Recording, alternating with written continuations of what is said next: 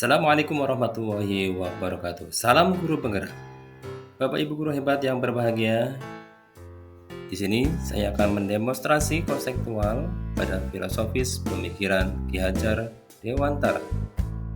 Bapak Ibu guru hebat, mohon izin memperkenalkan diri. Nama saya Rudi Winarno dari CGP Angkatan 11 SMP Negeri 1 Talang.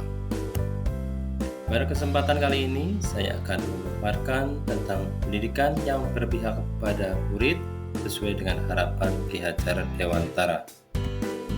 Sesuai dengan filosofi pendidikan Ki Hajar Dewantara, bahwa tujuan pendidikan itu adalah menuntun segala kodrat yang ada pada anak-anak agar mereka dapat mencapai keselamatan dan kebahagiaan yang setinggi-tingginya, baik sebagai manusia maupun sebagai anggota masyarakat.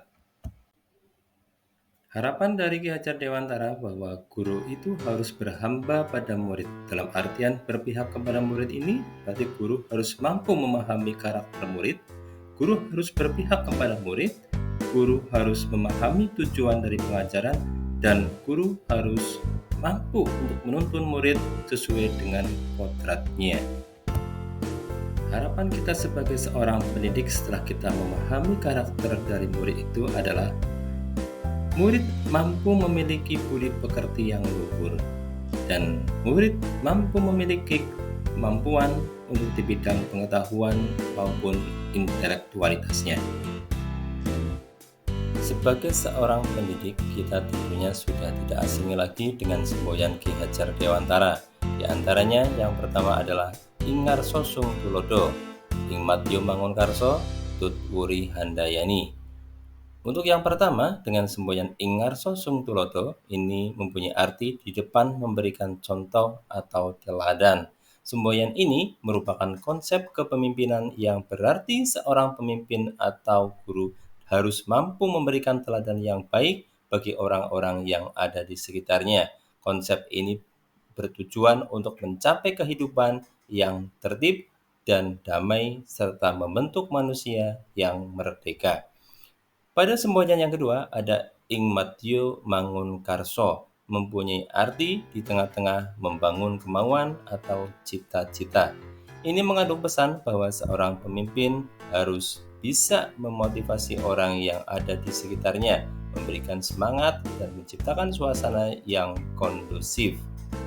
Kemudian, seorang pemimpin atau guru diharapkan dapat memberikan dukungan atau bimbingan kepada peserta didiknya agar mampu mengemban tugas-tugas dengan baik. Dalam implementasinya, seorang pendidik harus bersikap sabar dan empatik serta aktif terlibat dalam membantu dan mendampingi murid-muridnya. Yang ketiga, mempunyai semboyan Tut Wuri Handayani, dalam artian di belakang dapat mendorong agar lebih maju. Semboyan pendidikan Ki Hajar Dewantara ini sudah tidak asing lagi, karena pada semboyan ini para pendidik harus bisa memberikan dorongan, moral, dan semangat dari belakang, memberikan kesempatan bagi siswa-siswinya untuk bisa berkembang, dan seorang pendidik harus bisa memotivator, mendorong agar mereka untuk maju dan berinovasi. Setelah kita mempelajari pada 3 semboyan yang disampaikan oleh Ki Hajar Dewantara tersebut, tentunya kita sebagai pendidik harus bisa memberikan pendidikan yang berhamba pada murid. Yang jelas, kita sebagai guru harus bisa memberikan kemerdekaan dalam belajar, bukan hanya menuntut siswa, tapi kita harus bisa menuntun siswa agar bisa belajar merasa aman, nyaman, dan senang. Kemudian kita sebagai guru dapat berpikir kreatif dan inovatif agar siswa-siswi kita, murid-murid kita bisa muncul ide-ide atau gagasan-gagasan yang ada pada dirinya masing-masing. Yang ketiga, tentunya kita sebagai guru harus bisa mengikuti perkembangan zaman dan memanfaatkan perkembangan teknologi. Misalkan kita bisa mengajar dengan menggunakan alat kecanggihan teknologi yang ada, menggunakan komputer atau laptop, dan kita menggunakan proyektor untuk bisa menampilkan pembelajaran kita kepada siswa-siswi kita. serta memanfaatkan sumber belajar di sekitar sekolah, misalkan yang ada apa pada lingkungan sekolah kita, kita bisa memanfaatkannya sebagai sumber belajar. Namun, setelah melihat kenyataan yang ada, ternyata masih banyak para pendidik yang menggunakan metode teacher center, di mana siswa ini justru malah berpusat kepada gurunya. Padahal dengan metode ini sudah jarang digunakannya. Karena apa? Karena ini akan merugikan para murid-murid kita, sehingga murid-murid kita tidak akan memiliki kemerdekaan yang penuh untuk dapat mengembangkan ide-ide yang ada pada dirinya masing-masing. Hal ini tentunya harus sudah kita tinggalkan dan kita harus beralih kepada metode student center atau pembelajaran berdiferensiasi, yaitu berpusat kepada murid-murid kita. Dalam mewujudkan dari harapan Ki Hajar Dewantara, tentunya kami mengadakan berbagai macam program yang ada di sekolah, di antaranya adalah program menyambut siswa atau 5S, di mana kami mengadakan program ini dengan menjadwal Bapak Ibu Guru untuk piket dalam 1 minggu 1 kali. Dengan adanya program menyambut siswa atau 5S ini, senyum, sapa, salam, dan sopan santun ini, maka terbentuklah karakter siswa dengan berbudi pekerti yang luhur. Kemudian untuk program yang kedua, yaitu kami mengadakan program tadarus bersama. Dengan program tadarus bersama di sini, akhirnya siswa bisa menjadi siswa yang berkarakter baik. Kemudian program selanjutnya kami mengadakan pembelajaran bervariasi. Dalam artian di sini bukan hanya di dalam kelas, kita belajar bisa di luar kelas dengan menggunakan sumber belajar yang ada. Dan kegiatan berikutnya kami tentunya mengadakan berbagai macam kegiatan ekstra. Ada ekstra pramuka, PMR, PKS, dan masih banyak kegiatan ekstra yang ada di sekolah kami. Untuk mewujudkan dari keharapan Ki Hajar Dewantara tersebut dengan mengadakan pendidikan yang berpihak kepada murid, tentunya kami mengalami banyak tantangan.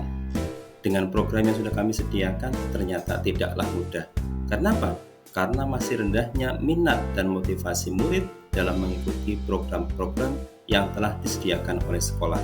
Misalkan dalam hal ekstra kurikuler, ternyata masih banyak juga anak yang tidak mengikutinya.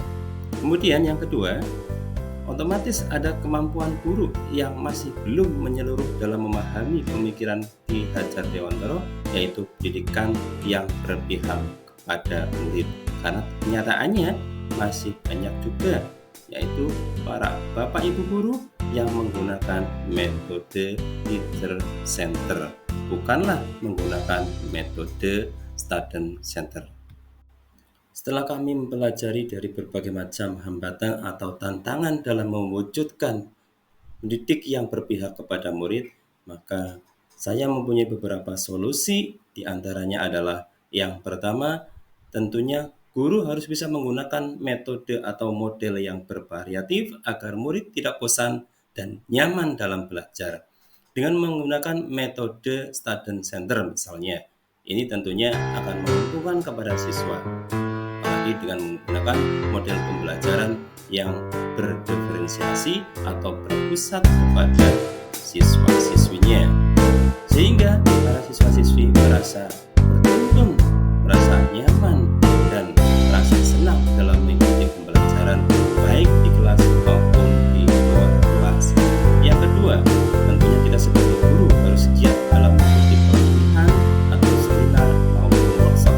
Misalkan sebagai guru kita akan mengikuti pelatihan implementasi kurikulum merdeka dengan tujuan meningkatkan pengalaman, kualitas, serta pengetahuan kita sehingga kita bisa menjadi pendidik yang sangat bisa mencerdaskan anak bangsa sebagai pendidik yang tentunya berpihak pada siswa-siswinya.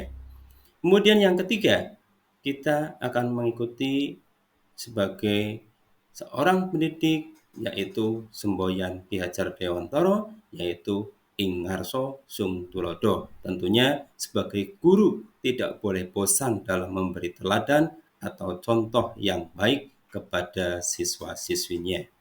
Bapak Ibu guru hebat yang berbahagia, sekiranya itu yang dapat saya sampaikan. Mohon maaf atas segala kekurangannya. Saya akhiri billahi taufiq wal hidayah. Wassalamualaikum warahmatullahi wabarakatuh.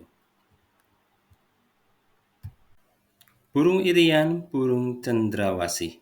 Cukup sekian dan terima kasih. Salam guru penggerak. Bergerak, tergerak, dan menggerakkan.